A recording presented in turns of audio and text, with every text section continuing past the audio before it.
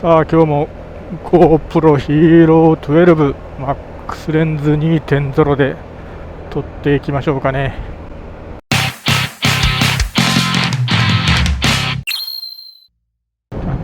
GoPro Hero 13に続き Action 5 Pro も発売されました。私 Action 5 Pro の方は購入しました。DJI マイク2とつなげれるっていうのも良かったし、マイク2をちょっと購入しようと思ってたので、ついでにじゃないけど一緒にアクション5 Pro も買おうかなと思ってたんで今回買いましたけど、レビュー動画がいろいろ上がってきて見ていますとですね、なんか絶賛はされてるんだけど、僕が一番気になってた部分がアクション4から改善されていないのが、これがしまったなといった感じでちょっと後悔しております。アップデートで直ればいいんだろうけど多分直らんだろうな。アクション4の時からずっと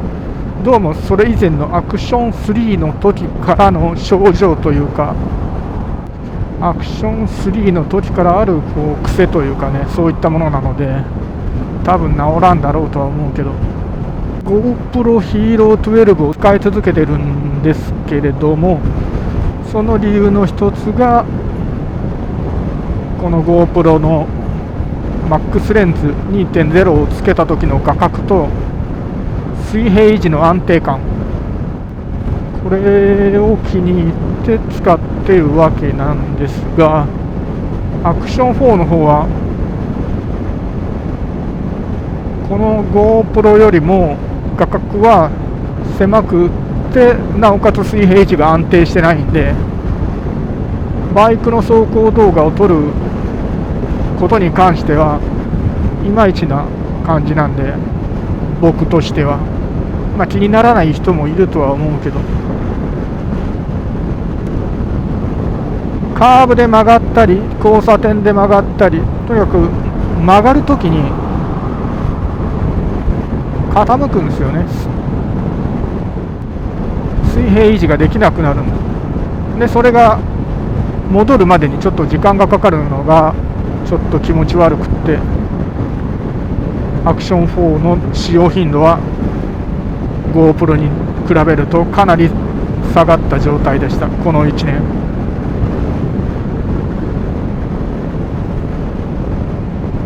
それが治ってればねと思ったんだけど、なんか勢いでアクション5 Pro 買っちゃいましたけど、でもバイク走行動画以外ならGoPro よりは使い勝手はいいんで、DJI のマイク2とも連携できるんでね、その辺はいいとは思うんだけど、ヒーロー13の方はすぐには買わなくていいかなと。なんなら12のままでもいいとは思うんだけど、もうちょっと安くなったら、それかブラックフライデーか、そのあたりで少し安くなったら買おうかなと思っております。そんな感じで今は GoPro Hero 12 MAX レンズ 2.0 の広角で撮っております。今23度、今23度だけど、このぐらいの気温になるともうバイクの走行動画に関しては熱停止の心配はございませんね。真夏の日中33度34度とか、伊吹山、そのぐらいの気温だと 4K60 で撮るとちょっと心配になってくる。だから夏の間は僕は1080の60フレーム解像度を下げて撮影しております。それで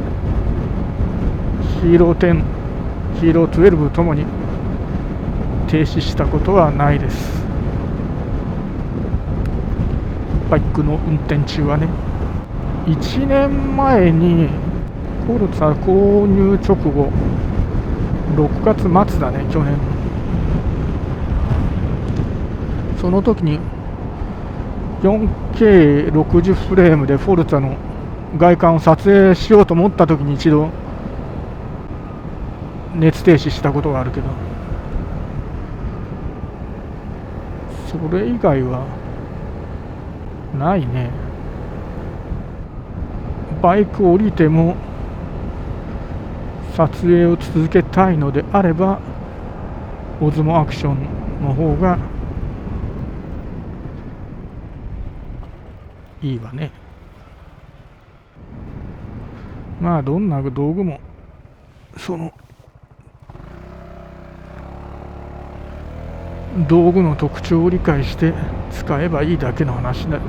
ではあるんだけど。最後に帰りに撮影したアクション5 Pro の映像を見てみましょう。もうこの時水平維持ができなくなって、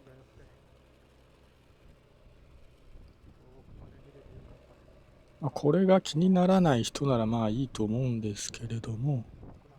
でここで逆方向に傾いて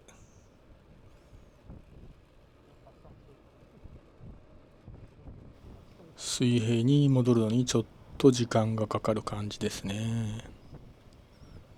GoPro でも傾くんですけど、戻るのはこのアクションシリーズ、アクション4、アクション5に比べると早いですね。このアクション5 Pro も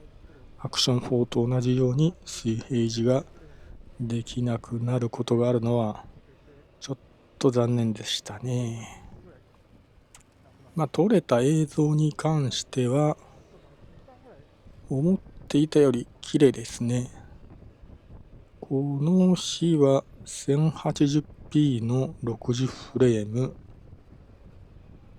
あとはホワイトバランスを5300ケルビンに変えて、テクスチャと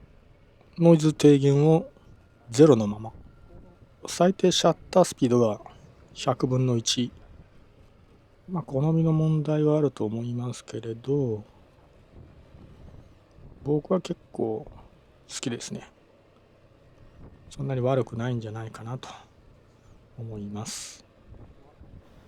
僕が GoPro を使うわけ。まず走行動画撮影中に熱停止、その他トラブルは一切ございませんし、マックスレンズ 2.0 を装着した時の画角の広さと水平維持の安定感、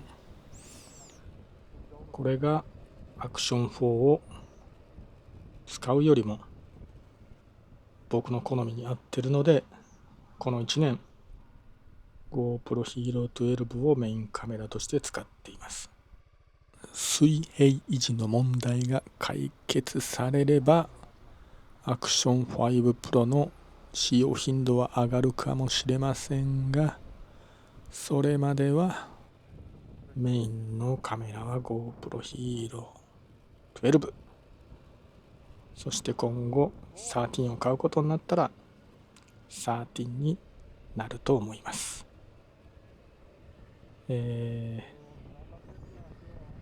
回もご視聴ありがとうございました。